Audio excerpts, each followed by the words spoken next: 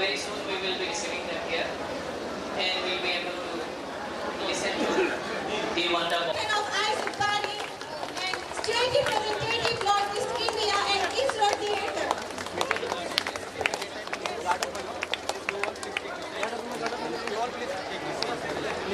Let us show our appreciation with a round of applause.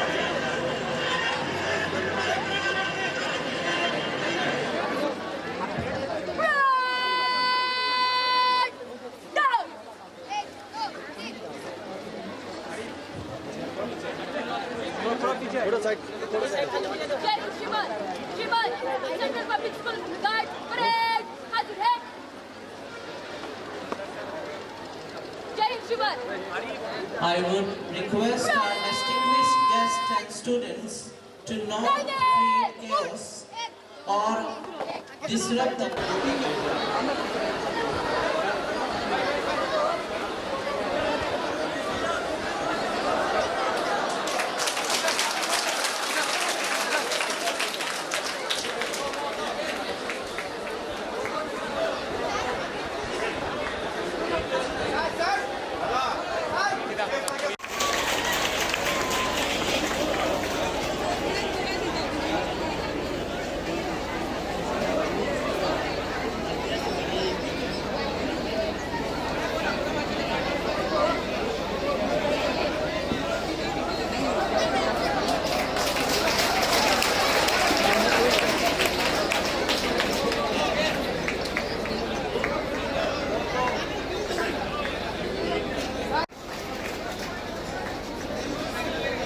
ভাই নিচ থেকে লওয়া দিব, নিচে লই আলো।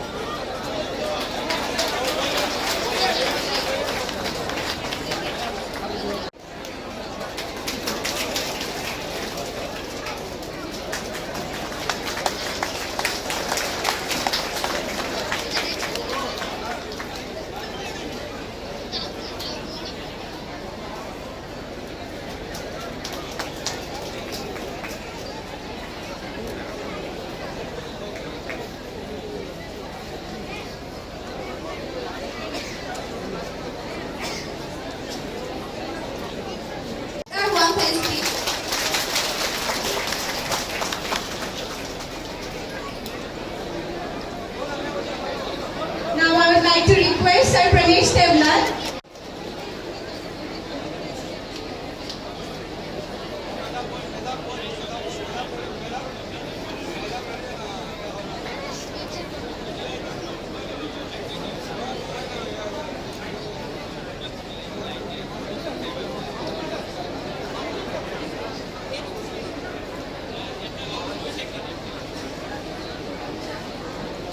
Thank you, sir.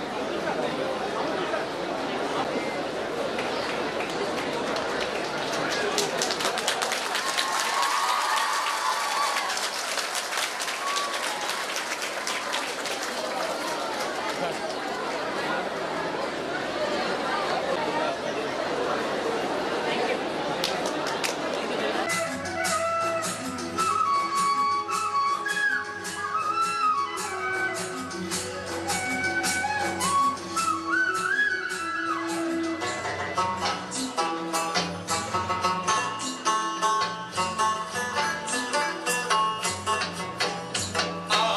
জল পাজল মনের কথা মহুলে পিয়ালে ডুংরি পাহাড় বাগমুন্ডি অযোধ্যার কোলে উজল পাজল মনের কথা মহুলে পিয়ালে ডুংরি পাহাড় বাগমুন্ডি অযোধ্যার কোলে ত্রিম দিদি দিম ধাম সামাদল গোলে ত্রিম দিদি ধাম সামাদল গোলে দেখবি রে চলাচ্ছে সবাই ঝুমুর গানের তালে ভুলি যাব তুমি আকর মায়াকে I have a long list of achievements, and it might be more credible to hear this from me than from a lot of other speakers. I feel that no matter who is standing and walking here on the stage today, whether they were one of the most famous scientists of all time, or whether they were some random nobody who just got their PhD in math, no matter who it was, I think that the message that they are about to give right here, I think the message that I am about to give transcends who I am in specific. And although I may give a few personal experiences here or there, I think they will be no different than the personal experiences any other experienced mathematician would give. So, today I would like to once again, I think that this speech should transcend exactly who I am and how famous I am. And no matter who is giving this message on the stage here today, whether it was the most famous mathematician and scientist of all time, or it's a random nobody who just got their PhD in math and science, no matter who they were, I think that the message should still be the same, and your reaction and your actions after the speech should be the same as well. No matter who is... Please excuse me. So, today, I would like to talk about the importance of our new generation valuing, understanding, and learning math and science. Nowadays, I find so many people saying that this is math and science is for nerds, or that they weren't smart enough for math and science, that they hated math, or that they were bad at math in school, or that they simply didn't see how math was useful. I've even seen people tell me, this is the second year I've gone without having to use sine, cos, and tan. So, I mean, that's great for you, but do you have a job? So what I would like to ask you all out there is, math and science is becoming increasingly important in today's future, especially in terms of technology and engineering. Nowadays, why instead of doing that do we always want to keep it simple and easy? Why do we want to stick to the same basic kind of problem? Why do we never want to actually go out there and problem solve? So that's the question I would like to ask you, especially the younger generations, the people who are still in school or still in their first few years of college in this world. Why do you feel comfortable sticking to the same routine, the same kinds of problems that use the same formulas and methods and equations that have only 1 to 2 steps at best, and at worst they're just a memorization problem, especially when it comes to subjects like physics, chemistry, and most notably biology. So, instead of a memorization test where the one who gets the best mark is the one who has the best memory, I think that we should all move on by trying to understand something. Why don't we understand mathematics? And why can't we understand mathematics? And how is this harmful for us? I mean, what's really the problem? They looked for patterns in the digits of every number. Like, for example, it was discovered in the 17th, 18th, and 19th century that Pascal's triangle actually correlates to the digits of the powers of 11. And so was graph theory. And so were many other fields as well. Integral calculus, differential calculus, vector calculus. In the 18th and 19th centuries especially, electromagnetism was able to bloom, and so was regular mechanics, as Newton and a lot of other scientists worked on it, including Galileo, Faraday, etc. So, there was such an explosion of new ideas and new understanding for those 200 or so years. So what happened after those 200 slow down. Of course, in the 20th century, there were many remarkable achievements too, most notably in physics, quantum mechanics, as well as especially general relativity, and in mathematics, topology. Well, why does it feel like you slowed down in the 20th century? And nowadays, we're 20% of the way through the 21st century already. In fact, nearly 25% of the way, 1/4 of the way through.